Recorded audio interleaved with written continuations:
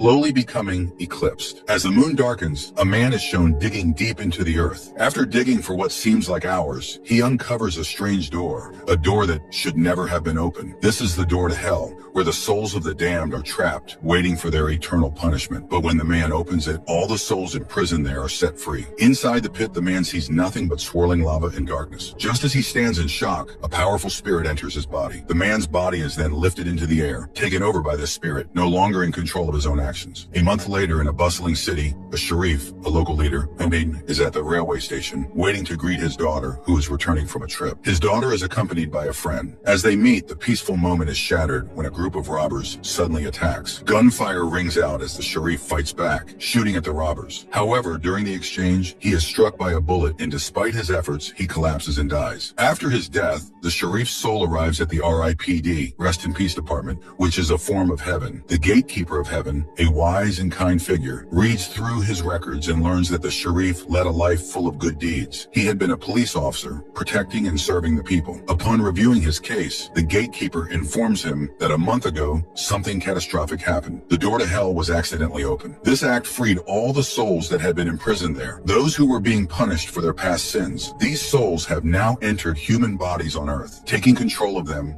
and influencing them as they wish. The gatekeeper explains that it's the sharif's duty to capture these souls and send them back to hell. At first, the sharif is troubled by the thought of facing such a daunting task. However, when he hears that this mission will allow him to return to Earth, he is eager to take on the challenge. His true motivation is to reunite with his daughter, and this is why he agrees to the task. In his rush to sign the contract that binds him to the mission, the sharif doesn't fully read the fine print. The gatekeeper hands him a special weapon, a gun. She explains that this gun has the power to send any soul it strikes back to hell instantly. With a gun in hand, the sharif is then sent back to Earth. Once he arrives, he meets a girl named Jeannie, who explains that she is there to assist him in tracking down the possessed humans. Together, they form an unlikely partnership and begin their journey to find the souls causing chaos on Earth, aiming to return them to their rightful place in hell. Meanwhile, in the town, a group of robbers forcefully, instead of stealing money, they capture a man and take him with them. The scene then shifts to the sharif, who, along with Jeannie, has arrived at his house. He eagerly looks for his daughter, but before he can go near her, Jeannie stops him. She tells him that his daughter won't recognize him. Confused, the sharif wonders why this is the case. To clarify, Jeannie hands him a mirror. When the sharif looks into it, he is shocked to see that his face has completely changed. He is now a woman. Although he and Jeannie can still see each other in their true forms, the world perceives them differently. To everyone else, they appear as two young women, because in the eyes of the world, both of them are dead. If they were to reveal their real appearances, it would terrify people and raise countless questions. Sharif realizes that even if he approaches his daughter, she won't recognize him and won't believe his words. He is left heartbroken and confused. After this revelation, Sharif and Jeannie visit his grave, the place where he was buried. To his surprise, Sharif's old friend shows up. However, when he looks at both Sharif and Jeannie, he sees them as women, completely unrecognizable. Sharif too sees his friend as a woman, confirming that no one can see him in his true form. His friend is worried and shares troubling news. People from the city have been taking residence, including his friend's daughter. Sharif, realizing that the girl his friend is talking about is his own daughter, becomes deeply concerned. Without hesitation, he decides to act and, with Jeannie by his side, rushes off to rescue his daughter from the robbers. As Sharif and Jeannie track down the group of people abducting others, Jeannie comes up with a plan to approach them. She steps forward and pretends that her sister has fallen from a hill and is seriously injured, asking for their help. The robbers, cold-hearted and merciless, refuse, showing no sign of compassion. But Jeannie, not willing to give up, offers them a large sum of money in return for their assistance. Tempted by the offer, two of the robbers agree to go with her to help. When they arrive, they find a person lying injured as promised. However, it is not Jeannie's sister. It's Sharif, transformed into a woman. As the robbers move closer to her, Sharif power and kill both robbers, taking their weapons. Now they head toward the rest of the group of robbers. Using stealth, they manage to take down the other robbers, one by one, and find the group of people they've been capturing, locked inside cages. Sharif and Jeannie try to unlock the cages, but the locks won't budge. Then Jeannie pulls out a flask of holy water. She throws it on one of the men inside the cage, and something strange happens. A round mark appears on his body. This mark matches the one found on the possessed souls they've been chasing. The holy water causes the evil spirit inside him to begin to emerge, and the spirit spirit spreads, weakening the cage's structure. With a loud crash, the cage breaks open, freeing all the trapped people. But before they can celebrate, the freed souls, evil spirits that had escaped from hell, appear before them. Just as the spirits move toward them, Sharif pulls out the gun given to him by the gatekeeper of heaven. He fires it, sending the evil spirits flying, and with the power of the gun, they are sucked back into hell. As Sharif and Jeannie continue their journey, they encounter a young boy named Slim, who appears to be possessed by numerous spirits. Sharif, upon seeing the situation, instinctively prepares to use the gun to send Slim's evil spirits back to hell, but Jeannie stops him. Slim, aware of his own condition, explains that he is not entirely in control of the spirits inside him, but he works for a man, someone incredibly powerful, more powerful than anyone they've encountered so far. This man is the one responsible for opening the door to hell, releasing the most dangerous and evil spirits. Slim's words become more chilling when the spirit inside him speaks, revealing a personal history. "I was no big criminal," it says. "I was a petty thief, never killed anyone, but I ended up in hell all the same." The spirit then expresses a surprising change of heart, stating that it is now willing to help Sharif and fight against the evil they all face. Sharif, after some hesitation, decides to trust Slim, but he shows him a poster, the image of the man who had abducted his daughter, along with other victims. Slim looks at it and grimly admits that he too works for that person who commands the most powerful souls. The man, known only as the Master, is a figure of immense power, and Slim reveals that all the captured souls are taken to him. They're brought to the place where the door to hell was opened, left near the very threshold that separates the living from the damned. Sharif now has a new lead, but with no time to waste, he ties Slim's mouth to prevent him from causing trouble. He drags Slim along, leading him on horseback toward the nearest town, determined to get more information. Upon arrival, they find the town eerily quiet, with only a handful of people visible. Sharif heads straight to the mayor's hotel, hoping to get a room for the night. The mayor, initially hesitant, refuses to offer them lodging, but when Sharif reveals his gun, the mayor quickly changes his mind and begrudgingly provides them with a room. While resting, Sharif and Jeannie meet a local woman, hoping she can shed some light on the town's strange atmosphere. The woman hesitates at first, but eventually shares her story. She explains that the mayor had promised a great deal of money to anyone willing to work in a nearby cave. Word spread quickly, and soon, everyone in the town had gone to the cave, eager to earn the reward. However, she nervously adds that no one has returned from the cave. Sharif and Jeannie decide to investigate the mysterious cave for themselves, leaving Slim tied up in the room. Their distrust of him is too strong to risk letting him roam free, especially after the unsettling things he'd said. As they make their way to the cave, they encounter a man wearing a mask with his hands bound. He warns them of something they hadn't anticipated.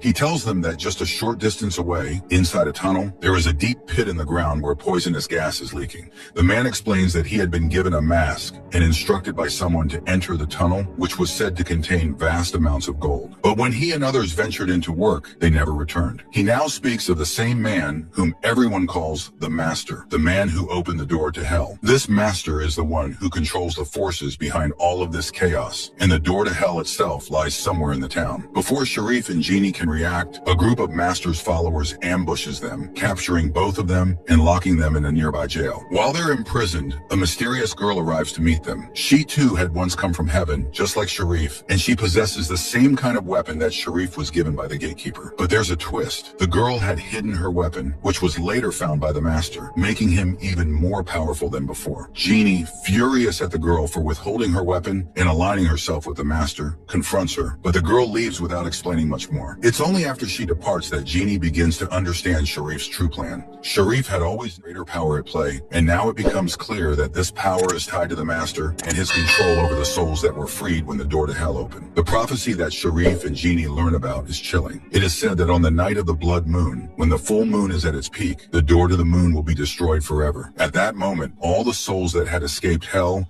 will be free to walk the earth for eternity. These souls will not just haunt the living, they will possess human bodies, taking control of the entire population. Slim, the boy they had previously captured and tied up in the hotel, appears just in time to free Sharif and Jeannie from their imprisonment. He confesses that he is the one who was with the robbers and fired the shot that struck the Sharif. However, he insists that he never intended to kill him. Slim didn't even know that the person he shot was the Sharif, as he saw him as a woman due to the change in his appearance. Now that the misunderstanding understanding is cleared, Sharif and Genie believe him, and they decide to move forward with their mission. The next step in their plan is to enter hell, where Slim believes the holy water, actually the tears of God, which Genie possesses, must be poured to close the door to hell. However, Genie hesitates. She explains that inside hell, the environment is nothing but lava and fire, and she's terrified of the flames. She reveals that when she was still human, people thought she was a witch and tried to burn her alive. This experience has left her with a deep fear of fire. Despite this, Genie gives the holy water to Sharif and urges him to go alone, as she believes it's her fear to conquer, and she doesn't want to face the flames again. Sharif refuses to let Genie back out of the mission. He insists that she must confront her fear, and he won't go without her. After some hesitation, Genie gains the confidence she needs and agrees to face her past fears. Together, they head into the depths of hell. Inside, they encounter a terrifying scene. Humans possessed by evil spirits that had escaped hell, all under the control of the Master. Sharif uses the gun given to him by the gatekeeper of heaven to attack these possessed souls, sending them back to hell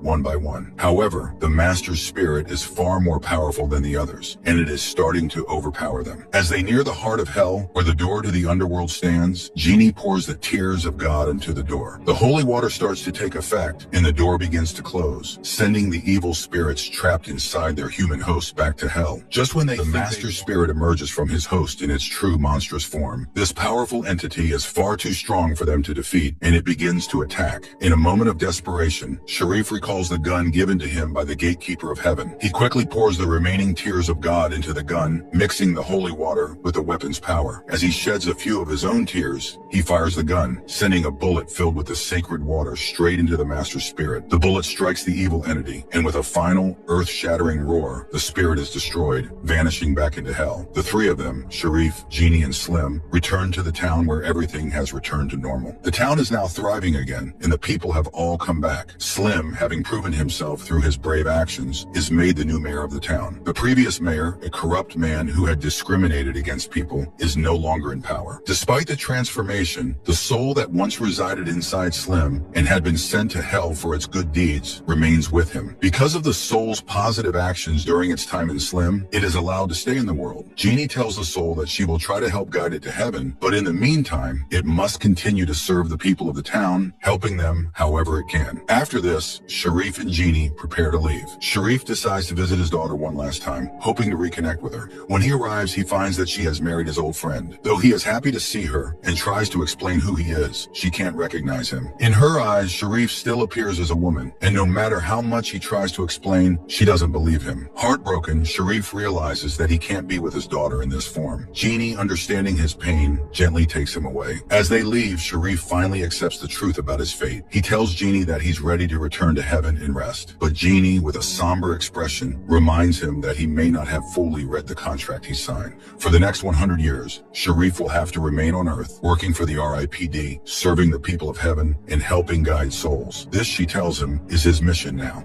With that, the story concludes, leaving Sharif with a new purpose to fulfill, knowing that his journey is far from over. The town is safe, the evil has been defeated, but Sharif's work as a protector of souls and servant to heaven has only just begun. I hope you enjoyed this story.